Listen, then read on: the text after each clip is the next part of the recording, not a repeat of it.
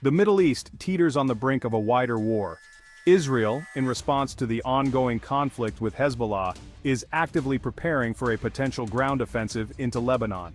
This development follows a series of intense airstrikes carried out by the Israeli Defense Forces targeting Hezbollah positions across Lebanon. These strikes have caused significant damage and resulted in civilian casualties, further escalating tensions in the region. The possibility of a ground invasion marks a significant escalation in the conflict. It raises the specter of a protracted and bloody confrontation. The IDF has not yet made a final decision on whether to proceed with a ground offensive.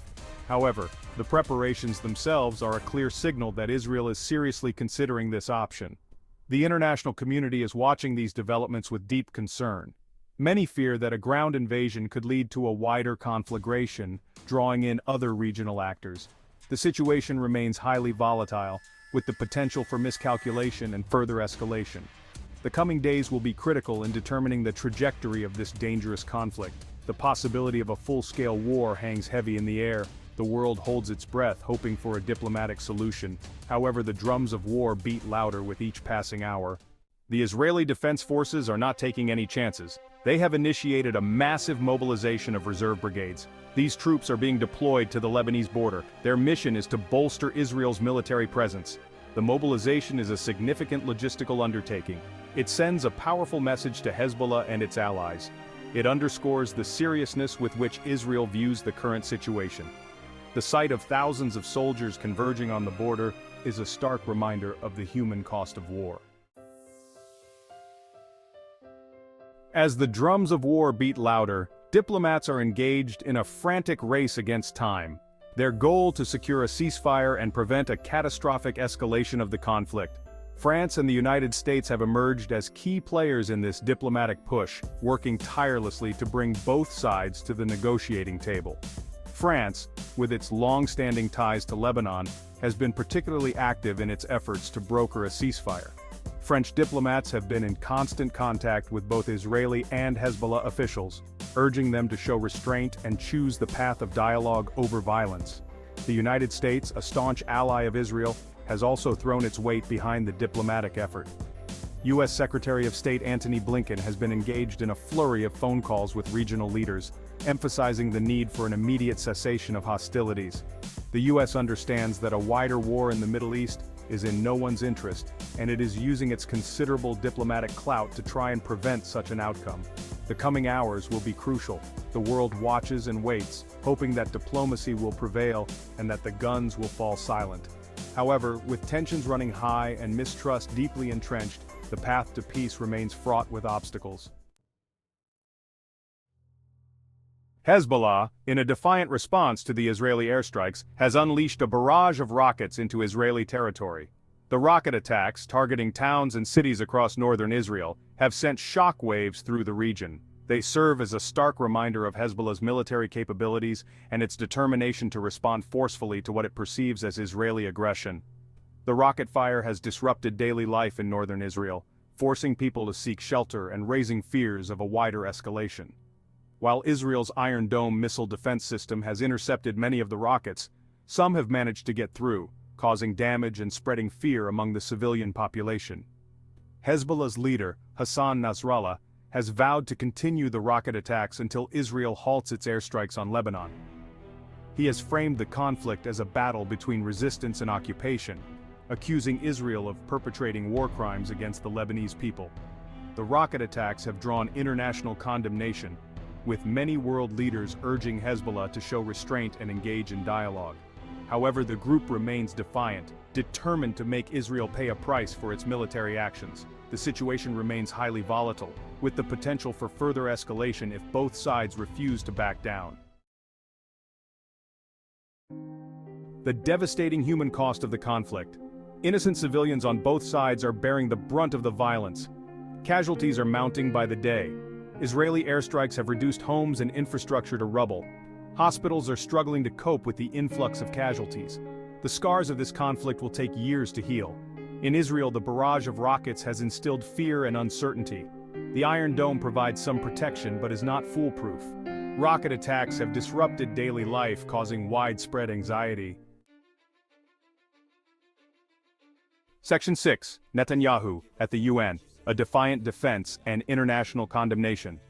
Israeli Prime Minister Benjamin Netanyahu took to the world stage at the United Nations General Assembly, delivering a defiant defense of his country's actions in the conflict with Hezbollah. In a speech that drew both applause and condemnation, Netanyahu accused Hezbollah of being a terrorist organization bent on Israel's destruction. Netanyahu argued that Israel had no choice but to respond forcefully to Hezbollah's rocket attacks, which he characterized as an act of war. He accused the international community of double standards, arguing that Israel was held to a different standard than other countries facing similar threats. The Israeli Prime Minister's speech was met with a mixed reaction from the international community. While some countries expressed support for Israel's right to defend itself, others condemned the country's use of force and called for a ceasefire. The United States, a staunch ally of Israel, stood by Netanyahu with U.S. Ambassador to the UN Linda Thomas-Greenfield, reiterating America's unwavering support for Israel's security. However, other countries, including France and Russia, expressed concern over the escalating violence and urged both sides to show restraint. Section 7. A wider conflict looms. U.S. intercepts projectiles from Yemen's Houthis. As if the conflict between Israel and Hezbollah wasn't enough, a new and potentially explosive element has entered the equation. The U.S. Navy has intercepted projectiles fired from Yemen by the Houthi rebels, a group aligned with Iran. This incident, occurring amidst the already heightened tensions in the Middle East, has raised fears of a wider regional conflict. The U.S. intervention underscores the volatile security situation in the region and the potential for seemingly isolated conflicts to spill over. The Houthis, locked in a bitter civil war with the Yemeni government, have repeatedly targeted U.S. allies in the region, including Saudi Arabia and the United Arab Emirates. The U.S. interception of the Houthi projectiles is a clear signal to Iran and its allies that Washington will not tolerate attacks on its interests or those of its partners. It also highlights the complex web of alliances and rivalries in the Middle East, where even seemingly unrelated conflicts can quickly escalate. The international community is watching these developments with deep concern, fearing that any miscalculation or escalation could ignite a wider conflagration.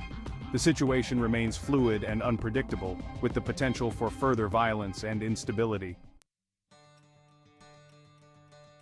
Section 8. A beacon of hope. Qatar pledges $100 million in aid to Palestine. In a gesture of solidarity with the Palestinian people caught in the crossfire of the escalating conflict, Qatar has pledged $100 million in aid. This generous contribution is a much-needed lifeline for those affected by the violence, providing essential humanitarian assistance to those who have lost everything. The aid package will be used to provide food, water, shelter, and medical supplies to those in need.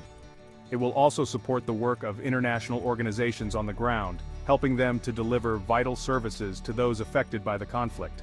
Qatar's decision to provide this substantial aid package is a testament to the country's commitment to the Palestinian cause. It is also a recognition of the dire humanitarian situation in the region and the urgent need for international assistance. This act of generosity offers a glimmer of hope amidst the darkness of conflict. It is a reminder that even in the midst of violence and destruction, there are those who are willing to reach out a helping hand to those in need. Section 9. A global chorus for peace. International calls for de-escalation and dialogue. As the conflict in the Middle East shows no signs of abating, a chorus of voices from around the world is calling for peace. World leaders, international organizations, and people from all walks of life are urging for an immediate de-escalation of the violence and a return to dialogue. The United Nations Security Council has held multiple emergency meetings to address the crisis, but so far it has been unable to agree on a joint statement due to divisions among its members. The United States, a staunch ally of Israel, has blocked attempts to pass a resolution condemning the violence, arguing that it would be counterproductive. Despite the lack of a unified response from the international community, there is a clear consensus that the violence must stop. The human cost of the conflict is simply too high, and the risks of a wider escalation are too great.